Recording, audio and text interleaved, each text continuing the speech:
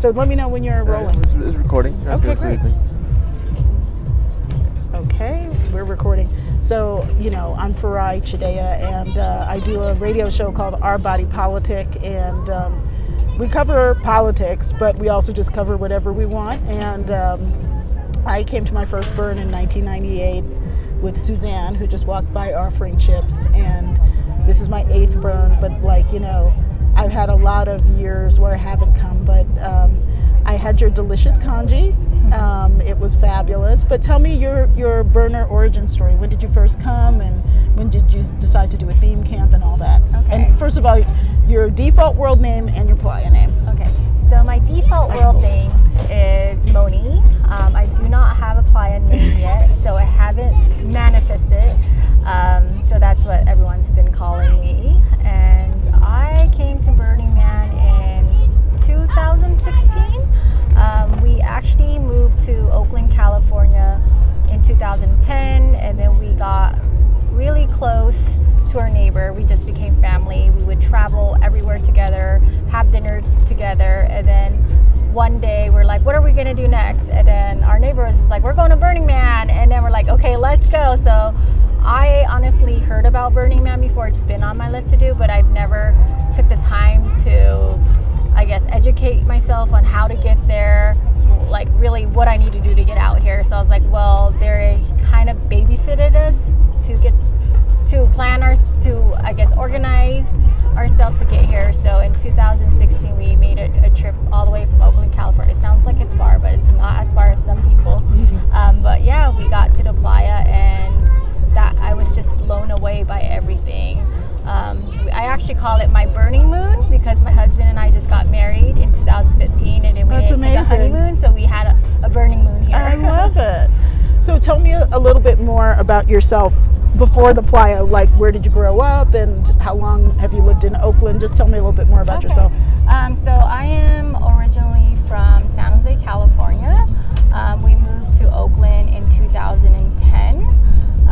Just because my husband and I just really enjoy the culture and vibe in Oakland a lot more than like the South Bay area where everything is just, franchise. So we love just the deep connection of culture and community where Oakland is. So we were just drawn to it. And of course, it's like Burning Man Village out there, which we live in West Oakland. And back in 2010, there used to be Pacific Pipe, where a lot of the artists would, roll out with all the different arts that are there, that create there. Like every time it's Burning Man season, we would just see all these different art cars and projects just go out. Unfortunately, Pacific Pipe is like sold, so a lot of the artists have to move out of that area because it's just a little bit too expensive. Yeah, and NIMBY was out there too, and not in Oakland per se, but close to Oakland, and then it moved out, I think, closer to Reno. But what did you like about Burning Man, and what do you like? Like when you came out here and you were like, oh, this is really cool, and now you run your own theme camp. What is it that attracts you to it? The freeness of everything and the no judgment. Like you could, and it's just the positivity that everyone comes. Like there's always someone who could make a remark about something, and it's always just something that makes you laugh, something that makes you smile, and it's just good energy. That's a thing.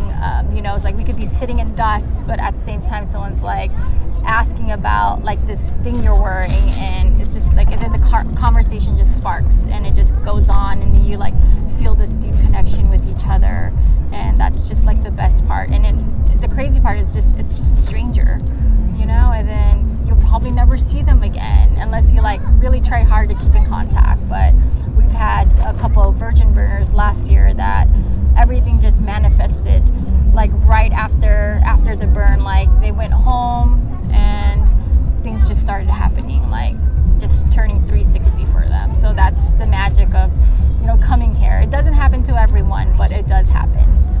Yeah, one of the two things I've been interviewing people about is dreams, and not dreams as in I go to sleep and I dream, but more like life dreams. Because for me, the playa is a place where I come to sort of dream about what my life could be. Like I've done arts in the past, and I want to do more arts in the future, and just it's really inspiring for me being here and seeing all the people doing arts. And then also letting go of old dreams, like, I wanted to do this or be this, and it doesn't happen. And to me, the playa is a good place to let go of like old baggage about old dreams. Releasing. Yeah, what do you think about, the role of the playa in helping you like have dreams for yourself? I think it plays a really big role in, like I said, the positivity. Like, everyone is here for you. I feel like if you're, like, some people could just feel that energy, like when you need help and when you need that push, it's just there. And then as for dream, I feel like you come here and you see everyone, because everything here is a dream in a way, right? It's like someone's idea just brought to life, and Burning Man allows that and helps facilitate it and allow you to do it. It could be anything, and this is just a place where you could dream. So it's just amazing. So yeah. So I had delicious congee yesterday morning at your camp. Tell me about your camp and why you decided to do it. So it's our second year here at Burning Man, CONGEE Central. It all started with really wanting to come to Burning Man in 2022 with that big break. Personally, for me, was the passing of my dad and my dog. So that was just a earning for me to be here. And then it kick-started with my friend Sam, who I knew.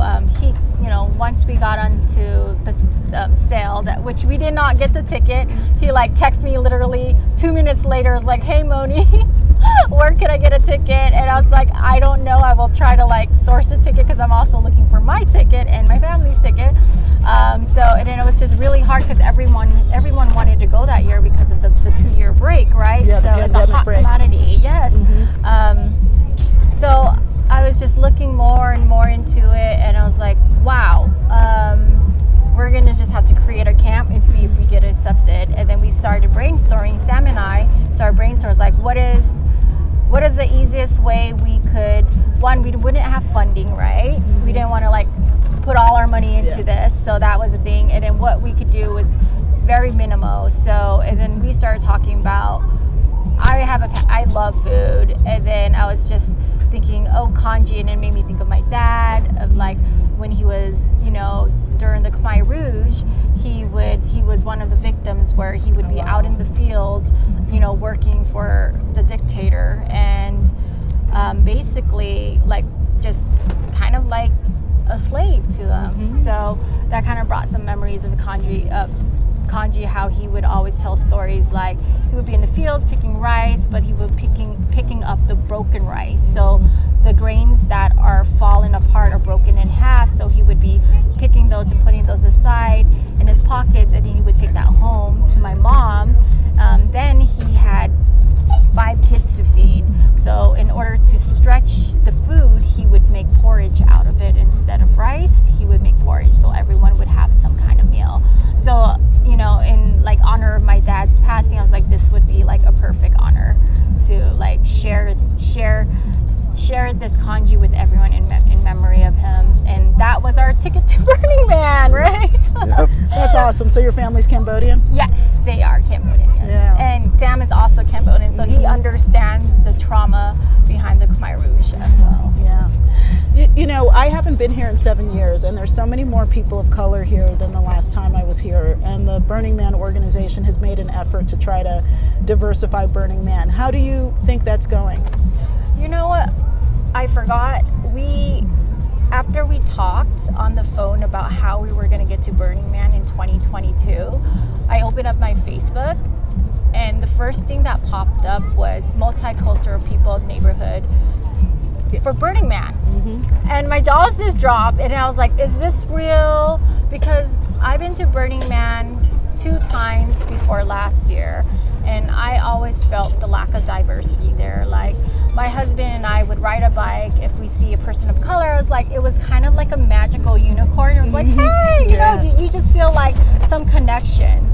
And then that was another drive that I had, was bringing diversity and bringing a different type of food too. So it all just kind of came together and manifested together. So it worked out really well. Yeah, I mean, I haven't even explored the multicultural village as much as, like, I want to get to know better burners, but I haven't yet. But then Nexus, who's camped over here a little bit, like close to you, like kind of behind. Alphabet. Alphabet Cookout. He leads the DC burner meetups. Nexus. So yeah, it's cool. And Cobalt, who camps with him, we had a nice long talk yesterday. So yeah, I think it's really cool. I've seen a lot more people of color here, of different types. You know, the wine bar, you know, and like just it's nice seeing people do their thing. Yeah.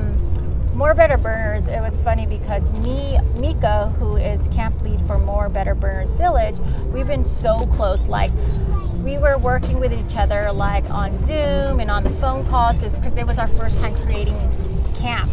And like, it's crazy because she's never been to the burn before. And I'm so proud of her because she organized everything, never coming to the burn.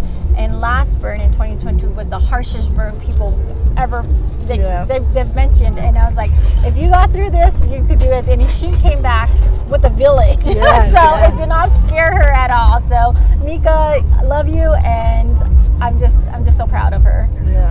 But yeah, and that's the thing, like, we've built this community with the multicultural. Like, I was picking up my husband, I was talking to one of my campmates, and I told him, like, you know, I never kind of felt like there was community for me at Burning Man because I would just be here with my friends. But it's different this year for me because I've interacted with so many different people from different camps online to create this multicultural neighborhood that people are visiting me and be like, hey, is Moni here? And then I'm going to other camps and be like, hey, is this here and this here? And then it's just like, and that's where it just like took me back. I was just like, wow, I like, this actually really feels like the word home. Like, you're just walking, like riding your bike in the neighborhood, like looking for your friend. So that just kind of just opened my eyes as we're like driving down the highway. That's awesome.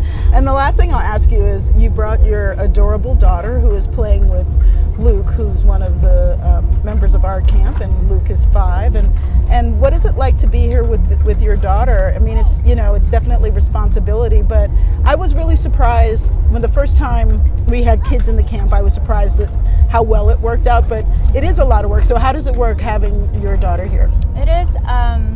So last year we brought her as well, and it was really, I thought it was super easy, other than the heat and the waves, the heat waves and the dust. I feel it was really important for me to bring her at a specific age where it's a magical age for them. So 3, 4 is, I think it's still really magical because I have this gut feeling once she starts kindergarten, a lot of that innocent and magic kind of disappears. So that's why, you know, I will tough it out just to see her have this magical moment. You know, and I also enjoy seeing her out here as well. I'm not saying it's easy. It is hard. Sometimes I just like squeeze my hands and like roll my eyes. But at least I have my husband who I could like toss her to for a little bit. So we bounce back and forth with that. So that's, you know, that's just amazing to be able to have like that partner that holds you down. And not just my partner, my campmates too. I'm just like, when I was parenting alone, I was like, I need to go to porta potties. Like, could you guys keep an eye on her? And everyone's just been really wonderful. And it literally does take a village to take care of a child, even at Burning Man. Yeah. Is there anything I haven't asked you that you want to say? No, I feel like you got a lot of why we're here, and I definitely would love to see more people of color bring their kids here. That's just another vision I have. Like, I would love to create a space for, you know, anyone, but specifically for people of color, for children. Like, that's just a dream that I'm having, and I'm just thinking about it. So it'll maybe a while. Well, Moni, thanks so much. You're welcome. Thank you for having me. It was great.